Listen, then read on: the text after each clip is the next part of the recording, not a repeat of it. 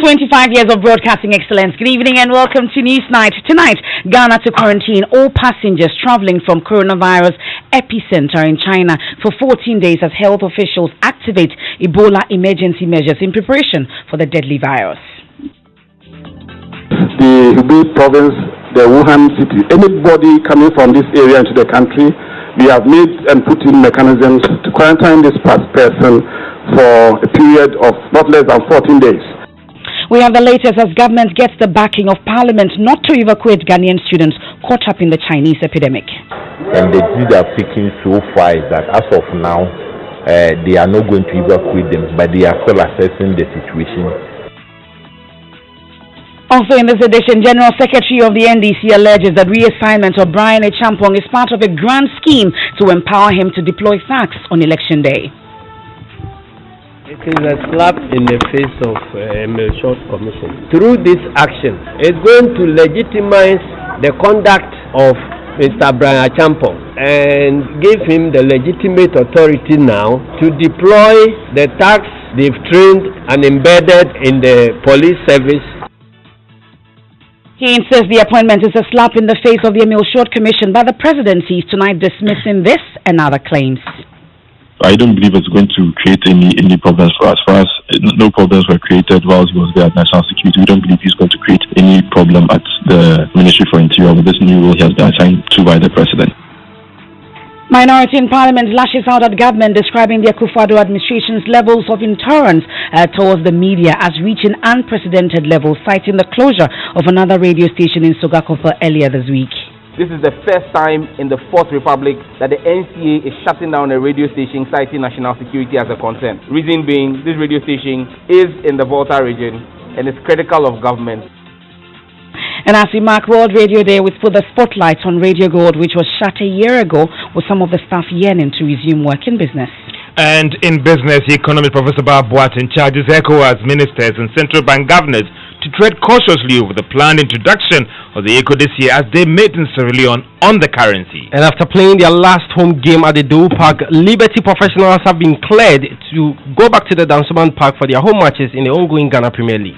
And later in the bulletin, we'll hear from High Life sensation Kwabena as we count down to the Joy Love experience at the Labadi Beach Hotel tomorrow. It's going to be a very cool, cozy, romantic night. I'm going to suit you guys. Yeah. It's going to be nice. And hey, you got to bring a partner. Yeah. And call back at the house because, it's going to be very romantic. It's going to be very intimate.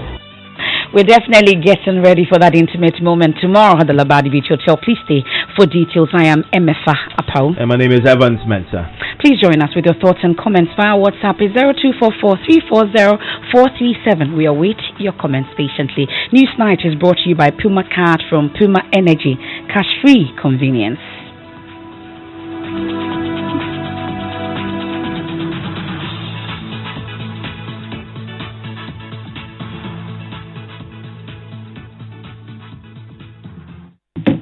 And our very first story for tonight, Ghana will from tonight begin to quarantine all passengers traveling from the coronavirus epicenter in China for up to 14 days. Health officials have also activated the Ebola emergency measures in preparation for the deadly virus, which has so far killed more than 15,000 people.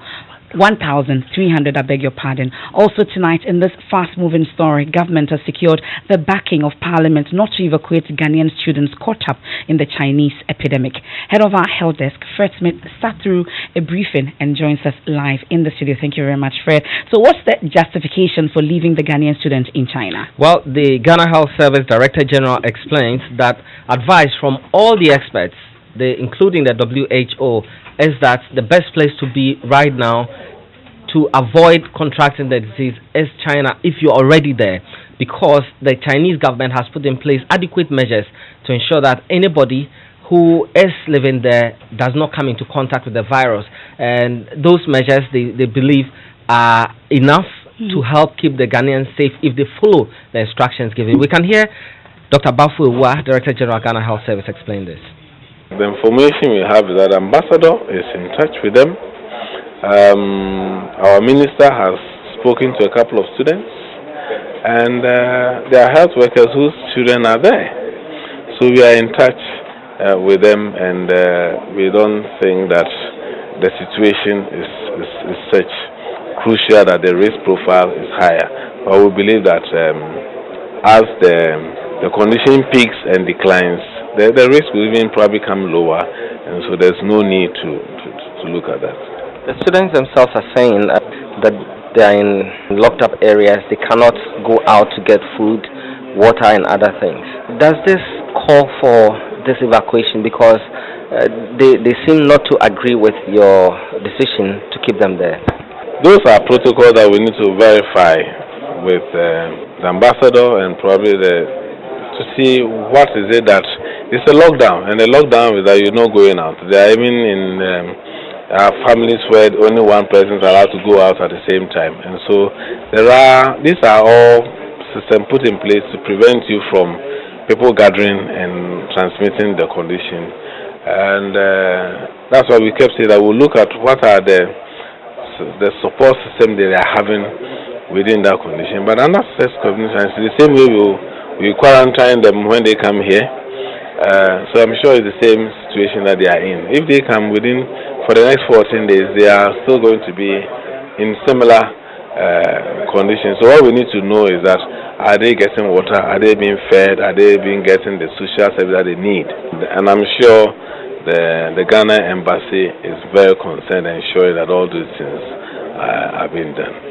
But Fred, countries like America have already evacuated their citizens from China. Why not Ghana? Well, the explanation is that the Americans and other countries that are evacuating have a more robust systems to ensure that when they bring people from Wuhan and the Hubei area into those countries, they are able to contain them in a particular area and not allow the virus to spread in case they have one. We can hear him explain this. You have countries that have evacuated. Let me give you an example. America probably will evacuate people and put them in a negative chamber, where a room that is negative pressure, so that if you are in that room, nothing gets out. You don't have that here. And so if you say, well, some country has done that, it depends on their system, but you need to be able to look at that. So we believe that the structures and the systems put in place there is more protective, and we will continue observing until such time that it changes. Now, Fred, let's talk about the new quarantine measures announced today. Give us details. Well, Dr. Bedusa Akodia is the Director of Public Affairs at the Ghana, Public Health, I beg your pardon, for the Ghana Health Service, and he's been explaining that the systems in place in China is so tight that nobody can move out from Hubei and Hubei province or Wuhan, where the disease broke out, and travel all the way to Ghana. And so they are not expecting that to happen. But in case that happens, anybody who would get into Ghana from that area will be quarantined immediately. And he also talks about the facilities available for this quarantine. We can hear Dr. Bedusa Akodia, Director of Public Health.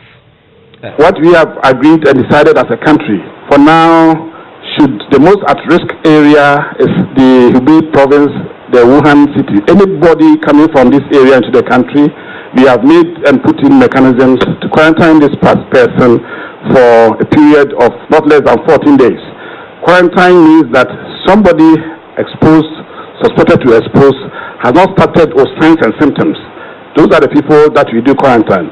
Let's take the difference between isolation, where somebody has signs and symptoms, which could be the infection. At that time, when you take you aside, it's not quarantine. That one is isolation. The preparation is ready now. Indeed, it's not lack of preparation because of which we are keeping them there. I am saying emphatically, the preparation is ready now here. Should they come, that 14-day quarantine, the quarantine facility is ready. Somebody asked, what are these facilities? We are aware of some hospitals here in Accra which have been handed over to the ministry, and these facilities up to about 100 bed capacity, which can be stretched to double the capacity. This hospital is ready. We've also identified other facilities, second option and third option. So in case we have such unlikely event, should it happen. So these facilities have been arranged. Should there be the need, they will be activated. Okay, so he says we have the facilities, but do we have the men, the trained men qualified to handle such a virus? Well, as we speak, we are told that the National Case Management Team has been activated, and this team is made up mainly of health personnel who were sent to neighboring countries at the peak of the Ebola disease outbreak, and they excelled in that instance. And so all of these have been reactivated. They've been given extra training to ensure that they will be able to handle any case should we record one. We can hear Dr. Bedu Sarkodie again. These are people, some of them were part of the team that went to support Liberia and Sierra Leone at the time of Ebola. Ghana trained and supported 42 people as support from Ghana to go to Liberia and Sierra Leone to support them there. 42 of them, none of them got infected, and all of them came back safe. So these are the caliber of staff that we do have. All of them, they have been reoriented and given the needed support for them to adapt and use such skills to help us. We train regional teams, staff at the various districts. District team has started, but then the capacity there, we need to do more. Well, so Dr. Bedu Sarkodie thankfully joins us here on Newsnight. We are grateful for your time, Dr. Bedu Sarkodie. So we know that you've started the quarantining process. Have we been able to quarantine anybody yet traveling from Hubei province? We have not placed anybody yet on quarantine, and because we have not had anybody coming from the area that we have earmarked that if somebody should come from this area, the person should be placed on a quarantine. Yeah. But then, as you rightly mentioned earlier, and the facility that we have, which we have identified, this area is there, and should there be the need, we will just activate the system. But which facility exactly are we talking about? Where is it? All of us are aware of Ghana East Hospital, which was handed over to the government. The place is ready. They were training the staff out there so that they will use the area. But then, while this has come, the ministry has decided that this is the area that we have identified and earmarked for any possible quarantine facility. That's the first line. There is also a training facility being put up by the Ghana Health Service. It's about 70 to 80% complete in Pantine. And this is also the next line should there be the need for us to use the place for quarantine facility. We have earmarked and identified a few other places, and we have first line, second line, and other options. I'm sorry, but where is this East Hospital that you talk about? Because the rest, it looks like they are not complete. But the East Hospital, what's the state and where exactly is it? The East is an atomic area in Accra. Well, so it appears that apart from this facility, I don't know what state this facility is in, but you've mentioned that the other ones are like 70 or so % complete. So it looks like we are not adequately prepared for this, are we? The PAN is what the East is a completed hospital, finished. It has been furnished and it's there. Let's not mix the two, please. Ghana East is a completed hospital handed over to the Minister of Health. And then the second one, which is the second option, is Pantan Hospital. The Pantan, the Ghana Health Service training facility in Pantan, they have areas where the rooms are ready.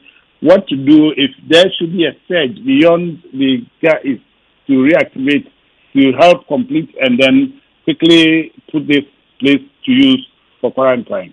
Okay. Let's remember that within a week, some areas we have done best to put 2,000 bed capacity bed at a new hospital. So when we need to do and make the effort, we can also do so. Having finished this to about 70 to 80%. And just picking up, so most of the rooms are tiled. They have the facility for the necessary supplies and things that are required.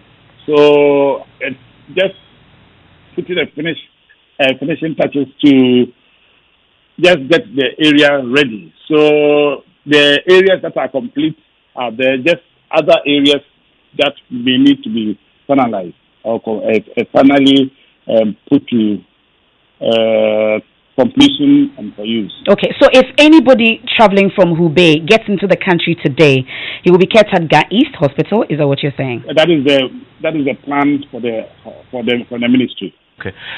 About the demand to evacuate Ghanaian students who are caught up in the epidemic in Wuhan and in Hubei, we understand that as of now, the decision is don't evacuate, but we're also hearing that you have a contingency plan should the current assessment change that allows you to evacuate them within 24 hours. Can you confirm that? The ministry is working very closely with other sectors to put in the needed measures, which I'm aware through the Ministry of Foreign Affairs, constant touch with the ambassador for Ghana to China. And we are also aware that the ambassador has been having close contact and relation with the students. I think every other day, the ambassador himself speaks to them. And he has expressed he keeps saying that the students are in safe hands and they are being taken good care of. So some of the comments that come out that they are in distress at times, it becomes a bit... But it comes from the students themselves who say they are indeed, not adequately catered for. It means that if we need to further, the health ministry, the other sector ministers at the interministerial meeting have to further discuss this and come up with just finding a way to validate and verify some of these things that we hear. I think so. The reason which would require urgent evacuation is when the students are in distress, when their livelihood are threatened, when their livelihood and well-being are not sufficient. So these are things that the ministry, as technical lead for this preparedness, are looking for, considering the best interest of the students as one, and also what is best for us as entire country, Ghana. So looking at the students, they will not just be left to suffer unduly and placed at undue risk. And the information to the ministry, which, the source looks very authentic, indicates that they are in safe hands. And if you look at the press release that the Honorable Minister released last night, he clearly articulated this and indicated that they are not in distress. Okay. If this information is coming, we may have to follow up, not to ignore it, follow up and find out whether the information that is coming to the ministry is a bit accurate or not. And very briefly, I've heard some say within the health profession that this particular virus may not survive in our climate. Is that true or false? All of us are aware that this is a new virus. You've been with it not more than barely 2 months ago. Even the real name, which is the new name, came up just yesterday. So it is too early for such suggestions to come up. We need to watch it a bit longer to decide how it will behave. The time is too short to come up with such information. Okay. And I have not. I think it's premature. There's not enough information to come to that conclusion. Thank you very much. That's Dr. Bedu Sakwa, the Director of Public Health for the GHS. As you may well be aware, Emefa, the minority in Parliament had earlier this week issued a 3-day ultimatum to government to evacuate all Ghanaian students caught up in the epidemic in China. Well, there's been a meeting in Parliament today between the MPs and the health officials from the Ghana Health Service. We are now learning that both sides of the House on the Health Committee are now backing government decision to leave Ghanaian students in China, as you just heard articulated by Dr. Bedu Sakwa. Listen to the chairman of the committee, Dr. Kwabena Chum-Nyama. What dominated the discussions obviously was the need whether to evacuate or not to evacuate our compatriots in China. What we got from the ministry is that they are always assessing the risks between evacuating them from China and also keeping them in China. And the decision they have taken so far is that as of now, they are not going to evacuate them, but they are still assessing the situation. Even though they are not coming, they've already prepared a place to keep them.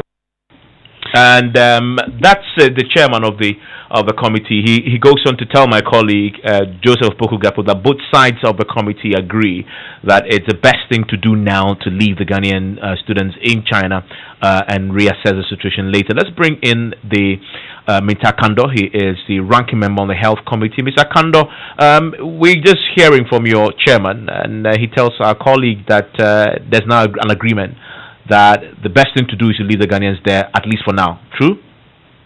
That's palpable falsehood. Both sides never agreed that was the best thing to do. In fact, personally, I indicated that I disagree with government, and at the conclusion of the meeting, it was a clear demonstration of government's insensitivity towards the plight of Ghanaians who are studying in China, Wuhan. Evans, before I continue, the Ministry of Health are responsible for communicating development to the people of this country. But if you listen to them, there are a lot of contradictions in their communication that they must check.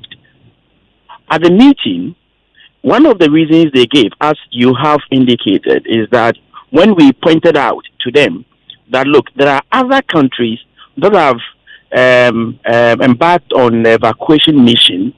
Even on your radio, they said, those countries, they have robust system. And so if they have done that, we cannot compare our system to them. Didn't they say that? Then when you question them, then it means that we are ill-prepared. They said, no, we are not ill-prepared. We have everything in place. If you are not ill-prepared, then it means that you are well-prepared. If you are well-prepared, you must have structures enough to be able to evacuate your at least your students to take care of them. Do you understand? And so nobody agreed that was the best decision. We still insist that the best decision is for government to evacuate the students back to Ghana, have protocols in place. We are not saying that they should evacuate their students just straight into the system. Even before they embark on the trip, before you even enter the plane, there should be that kind of those protocols in place for screening, identification in the first place. Even if you are infected with a virus, you cannot simply be taken into the country. Yeah. Let me ask you, so you issued a 3-day ultimatum, which from what I understand expires tomorrow. You still stand by that? Yes, we still stand by that. We think that this is not the position government has taken is not the best at all. And this elapse will elapse tomorrow. If that happens, and from what we're hearing, the position is that do not evacuate. What then will you do? Well, number one, we still stand by that decision, and two, we will revert back to leadership, and tomorrow we'll take the next direction. I'm grateful that you joined us. Mensah Kando is the chair, ranking on the health committee in Parliament. Exactly, but let's head to the infectious disease center at the Tema General Hospital, and we're told that they're ready to handle any case of the deadly coronavirus known now as a COVID-19, one of at least 2 facilities designated by the Ministry of Health to handle suspected cases. My colleague Matilda Gavi was there today. Here's her report. The Infectious Disease Center, located on the premises of the Tema General Hospital, was initially built to handle Ebola cases following the outbreak in 2014. It will serve as a holding bay and treatment center. It has a nurses unit, changing rooms, washrooms, personal protective equipment room, and a few offices. Though it currently has 12 beds, officials say it could be expanded. Medical Director of the Tema General Hospital, Dr. Richard Anthony, says frontline health workers have been given training on identifying cases and how to handle them. I'll have a screening process, those with cough and other symptoms similar to which may not necessarily be coronavirus are screened and separated. But should we have a strong suspected case, the patient will be moved straight from the outpatient to the facility which has been earmarked for isolation or quarantine, which we have. So the staff for the management of these cases already been sensitized, and we have the list ready should there be a case. He explains the 42 health professionals will be running 3 different shifts should a case be identified. We have PPEs, that's the personal protective equipment. There is a dedicated team which is made up of a mix of health staff, ranging from nurses, doctors, pharmacists, administrators, even orderlies, which are part of this emergency response team, which has been put in place in readiness for this coronavirus, or we don't know what will come up even tomorrow. So it's an ongoing process.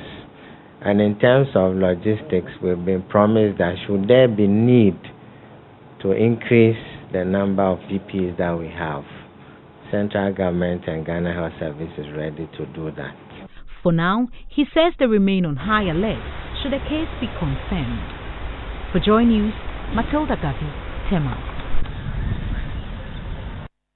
Now, away from health, let's move on to some other stories, because the NDC General Secretary, Johnson Asiedu-Nketia, says the president's latest reshuffle or reassigning is an attempt to give Brian Achampong the power to deploy facts already in the police service on election day. He says moving Brian Achampong to the Interior Ministry is a slap in the face of the Emil Short Commission's work. He told journalists outside Parliament today that the move legitimizes the conduct of Mr. Achampong, who the Commission cited for acting inappropriately in the Yawaso West Wogon by-election violence and recommended he is reprimanded. Listen.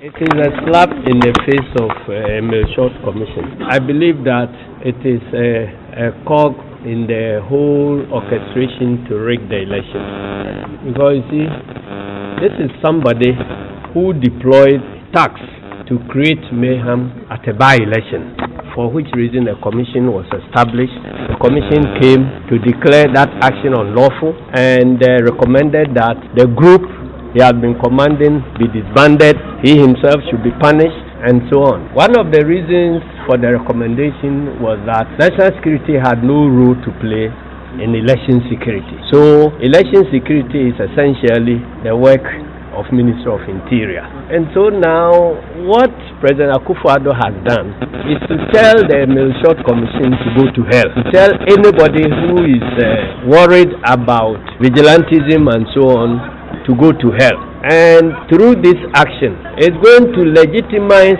the conduct of Mr. Brian Achampong and give him the legitimate authority now to deploy the tax they've trained and embedded in the police service to now go and be deployed for election security. And you know what it means. If you have vigilante of one party that is contesting elections, being the ones that are going to be deployed in the uniforms of Ghana Police Service to go and take charge of election security, it tells you that the president is not minded to go into any fair elections at all. Well, the Emil Short Commission report also called for a reorganization of the ministry to bring clarity to specific roles played by Mr. Kandapa and Brian Achampong, which was said to be creating friction. But Director of Communications at the President, Eugene Ahen, has dismissed the claims. He spoke on the Midday News. Nothing specifically has triggered these changes. I mean, the President of the Republic, Nana Dankwa Akufo-Addo, believes at this point in time he would prefer the services of Honorable Brian Achampong at the Ministry of Interior, and then the former Deputy Minister for Interior, Henry Korte, he would prefer him to go work at the Ministry of National Security as a Deputy Minister. So, I mean, the President's view, he believes at this point in time the services of the two gentlemen will be required at these particular ministries. So we know that Mr. Henry Korte was a Deputy Minister of Interior. Mr. Brian Achampong is going there, staying as a Minister of State at the Ministry of Interior. What exactly will be his role? Ordinarily, the Minister of State at any particular ministry ordinarily is assigned a specific role, either by the President or either by the Minister for that particular sector to undertake. So, from my understanding, I know it's with respect to a specific role that he would be undertaken at that particular ministry. As to the nature of that specific role, I'm unable to put out that particular information as it is now. But I mean, this is not the first time in the history of our country that a Minister of State, for example, has been deployed to the to the Ministry of Interior. We recall that on the 24th of July 2007, the then President of the Republic, His Excellency John Ejekunkufo, appointed Nanobu Ibuahin to that particular ministry as Minister of State. So this is not the first time. Indeed, Mr. Brian Achampong, for example, until his reassignment, was a Minister of State at the Ministry of National Security. So these movements are normal occurrences in our body politic. So will the Interior Ministry, for instance, get a deputy minister? Because the understanding is that Brian Achampong will not be the deputy minister at the Ministry of Interior. Things stand now. No, the Ministry of Interior will not be assigned a deputy minister as things stand now. No. Well, but we know about the Emil Short Commission report, for instance. There were concerns about the problem of Mr. Brian Achampong's position that it created at the National Security Ministry. We didn't know if he was reporting to Mr. Kandapa or vice versa. Now we are moving him to the Interior Ministry and he's holding a Minister of State position. Are we not going to create the same problem that it created at the National Security Ministry at the Interior Ministry this time? I mean, if you recall, that particular assertion by the No Short Commission was shut down by government in its white in the white paper that was presented. We believe there was no problem whatsoever with the two persons working at the National Security Ministry. As I said initially, when Brian Achampong was there as the Minister of State at the Ministry of National Security, he was assigned a specific role, and we believe he executed that particular role to the best of his abilities, and he did it quite well.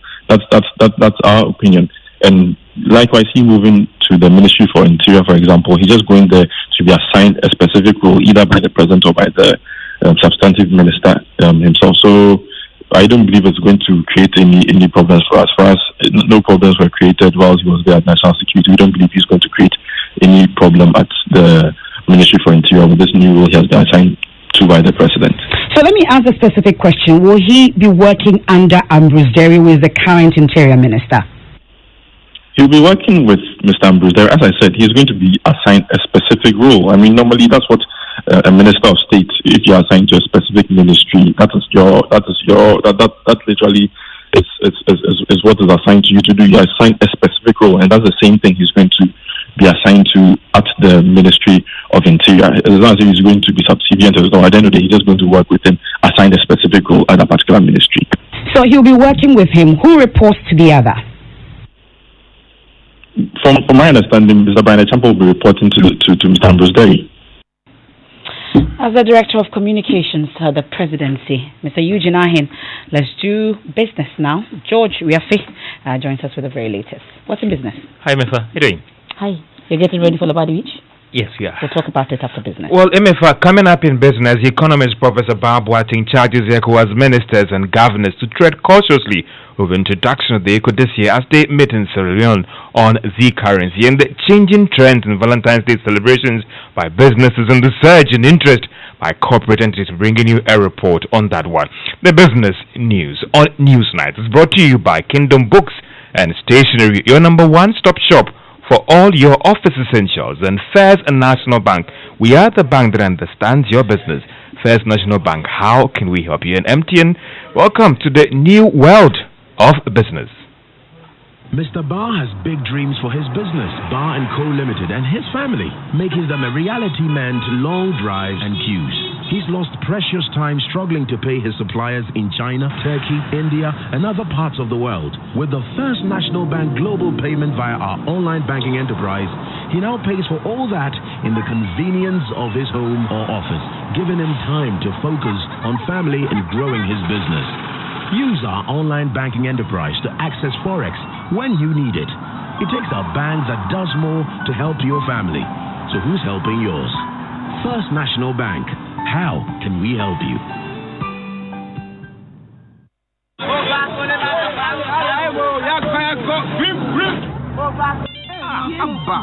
What kind of phone is this? Hey, Joe, it's the coloring to have a run you.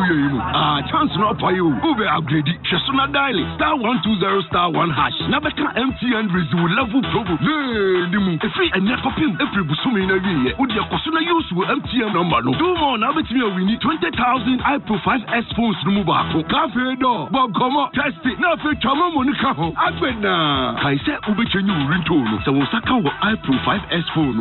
MTN Raise Ulabu promo. New year, new phone, new ringtone. We are good together. We're there for you everywhere you go.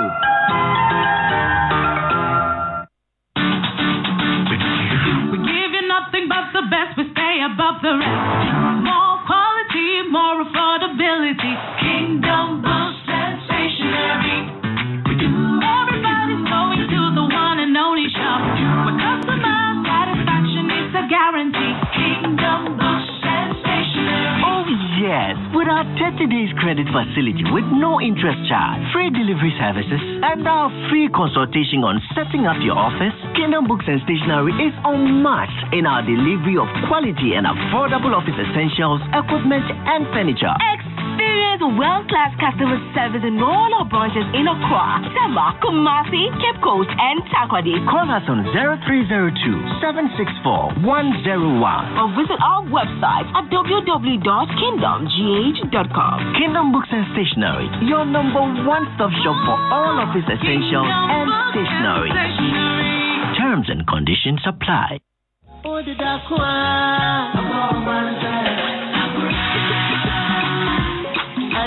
Get ready for a Valentine's Day with a difference. The Love Experience. A night of love songs, good food, great company with you and that special someone. Ask no questions. Have no doubts. Just come and wine and dine with live band sessions from the music goddess Becca and the ever-smooth Kwabna Kwabna. There'll be karaoke sessions, a special love hunt, and the Knowing Me, Knowing You segment. It promises to be lit with loads of giveaways and surprises. And the best part is, you get to have a cozy night stay at the plush Labadi Beach Hotel and wake up to the sunrise with breakfast on the beach. Just give us a call on 0540-106466 for reservations.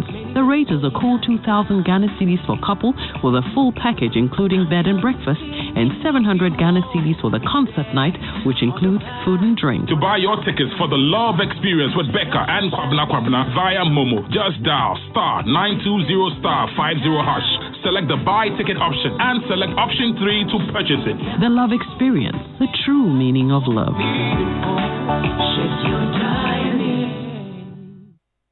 Joy 99.7 FM. Welcome back to Business on News Now, as we talk about 25 years of providing excellence, that is media excellence, as well as joy. Now, coming up in business, economist Professor Boateng is asking ECOWAS leaders to tread cautiously over their plan to actually introduce the single currency, the ECO, this year. Now, this is coming after finance and central bank governors in ECOWAS today began another crunch meeting in Sierra Leone today over the introduction of the single currency.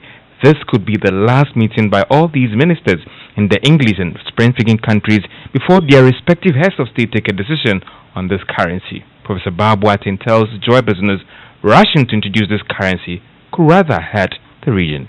Can say that we cannot put the cart before the horse, and that is what I see. I mean, they can take a political decision and say that, well, I think we want to use the common currency as a vehicle to bring us together. That can also be a decision that will be taken. But when I look ahead, if you do that, it is like putting the cart before the horse, and it will get to a point where the currency itself will not be worthwhile as it may be. And even apart from that, we need to sit down and look at the strengths of all these countries. If you look at our economy, I mean, Nigeria takes 7 out of 10. So where would the central bank be?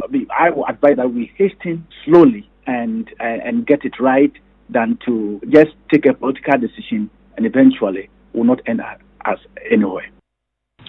And that's economist and head of the Economics Department at the University of Ghana, Legon, Professor Boateng. The Association of Savings and Loans Companies have described the planned payment of all depositors' funds of the liquidator firms as a major boost for improving liquidity in the industry. Vice President Dr. Muhammad Obamia recently confirmed that payment will cover savings and loans, microfinance, as well as the collapsed bank, that is those depositors.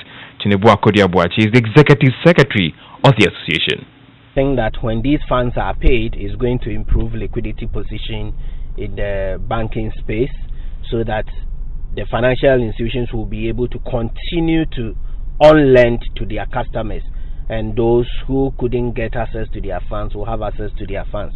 Number two, also, it reinforces the fact that the customers of savings and loans companies and commercial banks are not treated differently. They are all cherished, and the fact that if there is a problem, the law will be applied equally to ensure that so long as you are banking with the regulated financial institution, you are protected under the law. Executive Secretary of the Association of Savings and Loans Company, Chinebua Kodiabuachi. Now, Valentine's Day is set aside to celebrate love in a relationship, but it appears it is moving beyond this. Today, you can realize that there is a huge interest in this activity by corporate entities. But is it just for pure purposes of business, or they have actually fallen in love with their customers? There is more in this Business Desk report. Today, a lot of companies are giving a touch of red to the internal branding ahead of Valentine's Day. For most commercial banks, they have actually developed specialized products just for the day. Others have opted for special messages. For instance, one bank says, which financial institution would you trust to protect your relationship, even in troubled times? Another also poses this question. You wouldn't want your ties to disappoint you on Val's Day, so remember to carry a spare tie. So what is driving this interest of corporate entities in the celebration of love? Fidelity Bank is one of such institutions and shares what has influenced their action. Here is Carlota Amande with Fidelity Bank. For us, we recognize that the month of love has become an important part of the lifestyle of our customers. And we are because our customers are. And so it's important for us to plug into their life and offer them things that provide them good experiences and convenience around their lifestyle. So we're doing this because we're doing it for our clients. We recognize that this is important for them. The month of love is important for them. And so we're plugging it to make their experiences better. Some companies go a step further by giving out chocolate to customers on the day. For others, they spread the love beyond customers onto the society through corporate social responsibility. This could be done through tree planting or a simple donation. It is clear that Valentine's Day is not just for lovers, but also an opportunity for businesses to cash in on this day and also show love to their customers.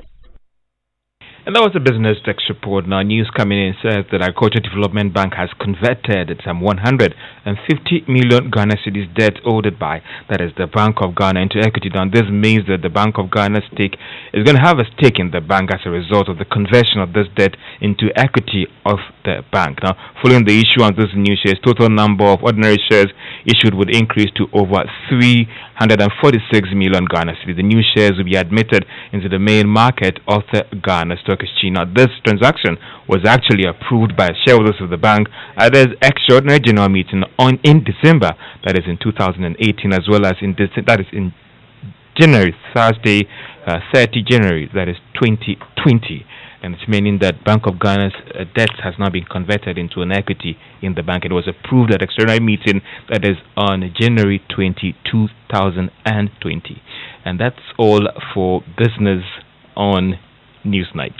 George, thank you very much. Let's go to Parliament now, where the $24 million tax waiver granted the Platinum Properties project, promoting the Pullman Accra Airport City Hotel, is still generating controversy. Well, lawyers for that particular project, they have issued a statement this week and justifying, of course, the granting of the tax waiver. The entity, in a statement, said they fulfilled all requirements under the GIPC Act before applying for the waiver.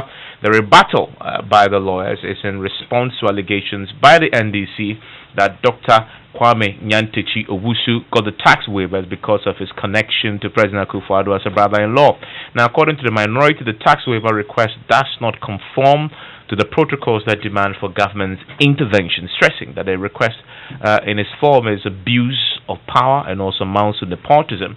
Well, today in Parliament, the minority raised further issues with the documentation covering the project. Joseph Opoku-Gapo, parliamentary correspondent, sat through that, joins us in the studio. Did the waiver get the approval of the House? Not yet. So the Finance Committee of Parliament has actually laid its report, and we gather that the report is actually recommending approval for the said tax waiver, and it's expected that in the next few days that report from the Finance Committee of Parliament, chaired by Marcus Beabua, recommending the said approval actually be given. But even when the minority sought to stop the processes in order to get the approval, the speaker indicated that the main issues will be dealt with when the real debate on the report comes up. Listen to Kwame Agboja, the MP for Daklu, trying to draw the speaker's attention to what he said was the challenges the minority has with that particular deal. Including the documents that were brought by the sponsors of the tax waiver to get it passed. One of the issues raised was that after the solution, some matters may be raised. So there's plenty of time. At the appropriate time, introduce it. We are not going to discuss that matter. Please. There will be time for that matter after the distribution. Honorable members this morning were just talking about the need to have documents, and then they will act their own. The documents are now for the solution. So that is the conversation in Parliament. What are the main issues of the minority, Joseph?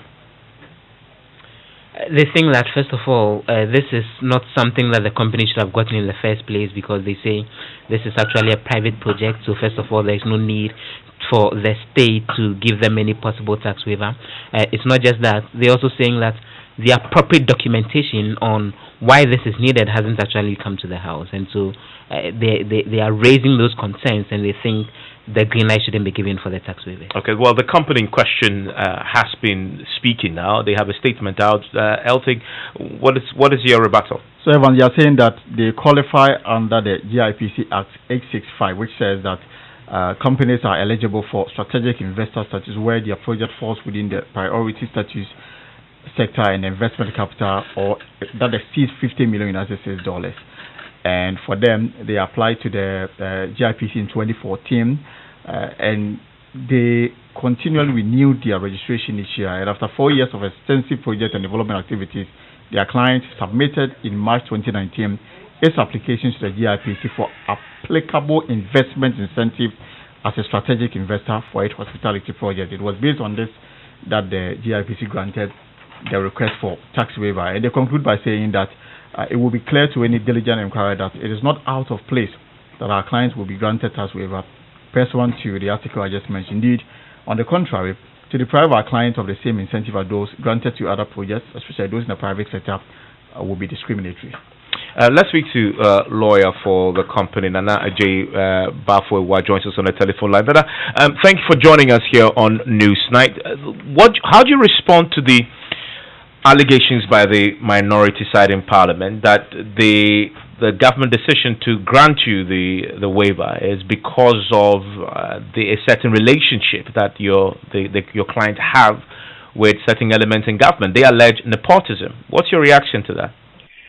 I think that it is purely mischievous and unfortunate. To begin with, the question that we should be asking ourselves is whether or not there is any reason why the entity that has been set up is not entitled to such a waiver, or if the waiver was granted to it, right, on the basis that even though the entity does not meet the requisite the requirement for the award of such waivers, right, yet it's been given to it. I think that it is rather unfortunate. I would rather want to hear anyone who comes out to say that, yes, these are the standards for the award of such waivers, but they do not qualify for it. Can you help me detail what qualifies this particular project for this quantum of waiver? There are various reasons, and for time constraints, I wouldn't want to delve too much into it. But it is an investment that is likely to benefit the economy of this country in various ways. And GIPC has ways of doing such assessments. and draw the appropriate conclusion that upon such appropriate conclusions that they qualify, which is what they have done.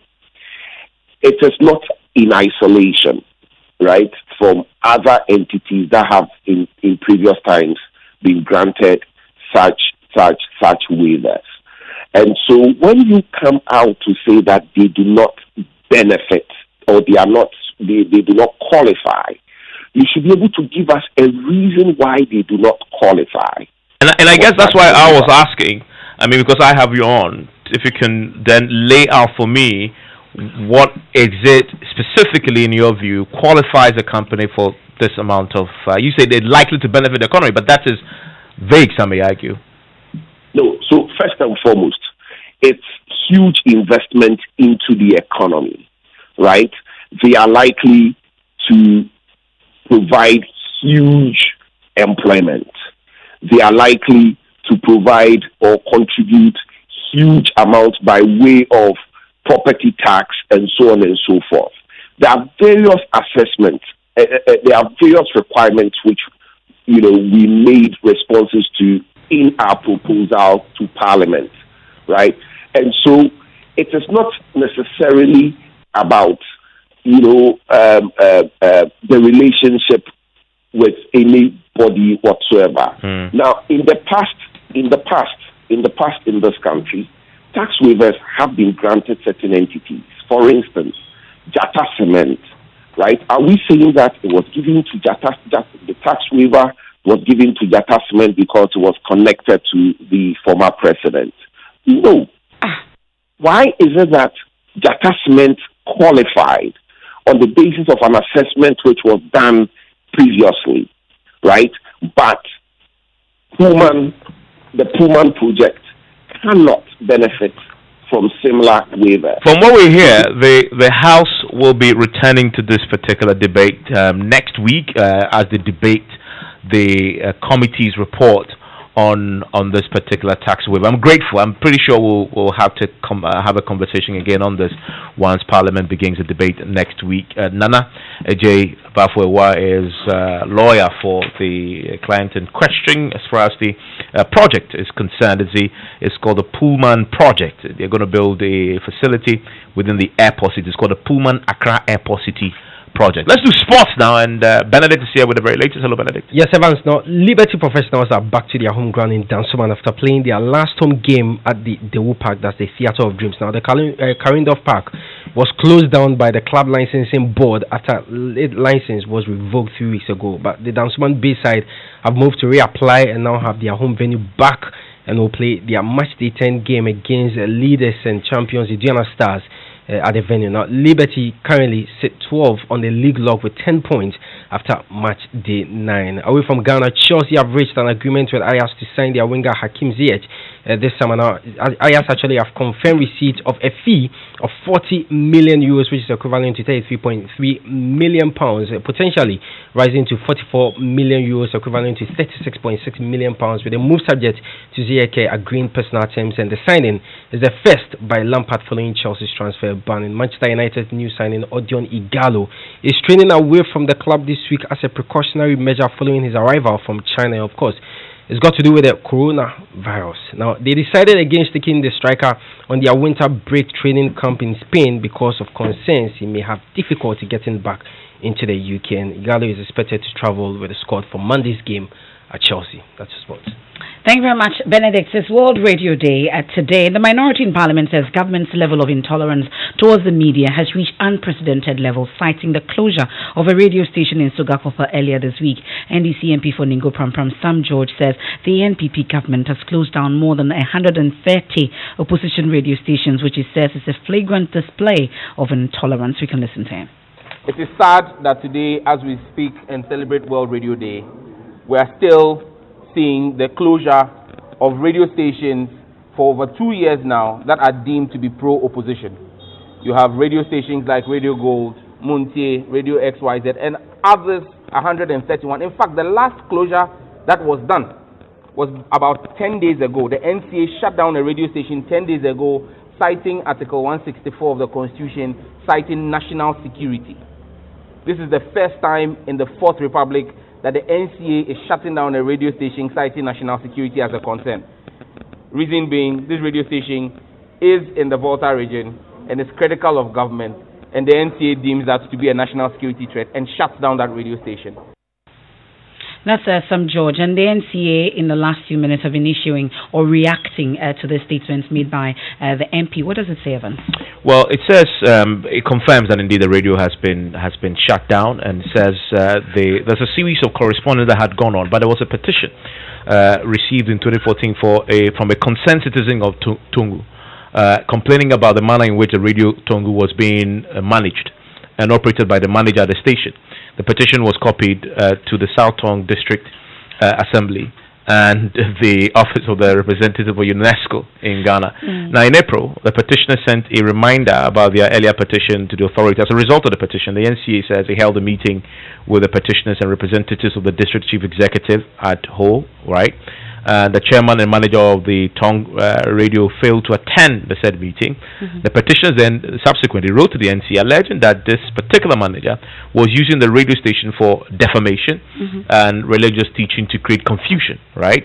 Now the NCA then, according to the statement they've issued, took consideration that they and got the police to arrest the manager in question, the manager of the station, upon the request of the District Security Council because of the allegations of defamation, religious hatred, for using the station to promote the agenda of separatist movement, right, in the Volta region. And I guess that is what has culminated eventually in the decision to shut it down today, and the statement is confirming this. Okay, so as we commemorate World Radio Day, we've put the spotlight on Radio Gold and Radio XYZ. We know that those two stations were shut down May last year after reportedly operating without valid authorization.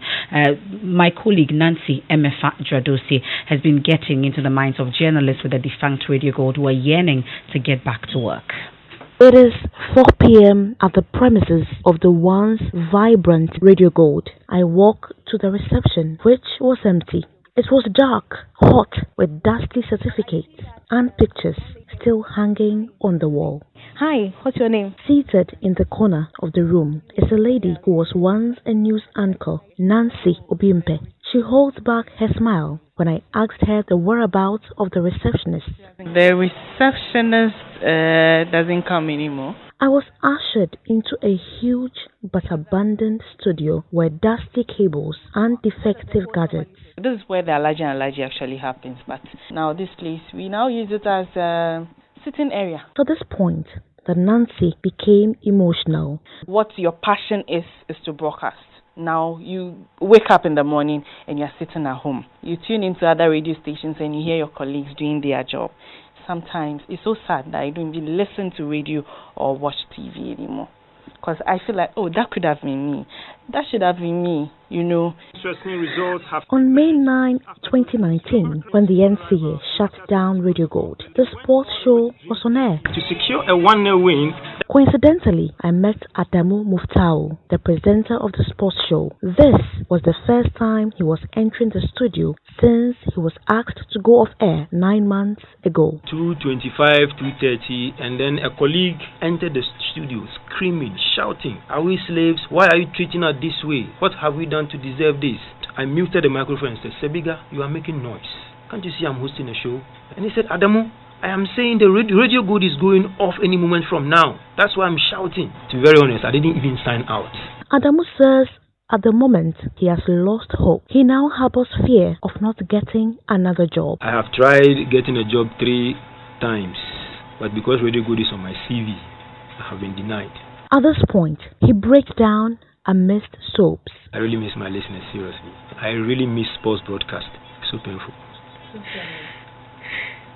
Even if I speak to my listeners for a day and then I'm even giving my sack letter from Radio Good, I'll be happy. He turns to the microphone, ready to practice, but he buries his head in his palm where the sports jingle was played again after 9 months. Oh man. Can we go? Thanks so much for joining us. My name is Adamu Muftau. We're live on 90.5 FM Radio Gold. It's a Monday afternoon and we are bringing you latest from the world of sports.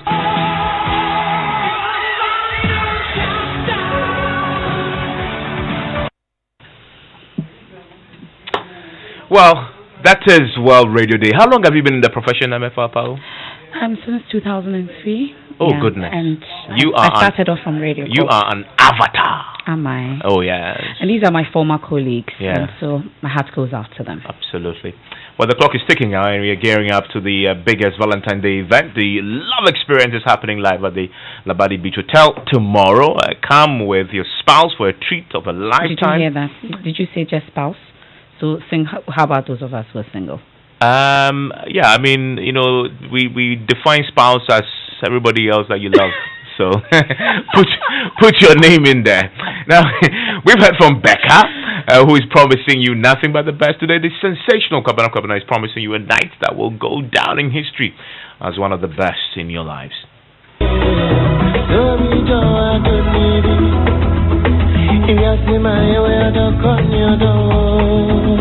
It's going to be fantastic. It's going to be a very cool, cozy, romantic night. I mean, I'm gonna suit you guys, you know, and you know, it's gonna be a long night of romantic music. I mean, a lot of interaction with you guys. I mean, it's going to be nice. And hey, you got to bring a partner. Yeah. Because you know it's going to be very romantic. It's going to be very intimate. So yeah. But then the biggest beneficiaries will be the ones who got the 2,000 tickets, because in the you have a hotel room.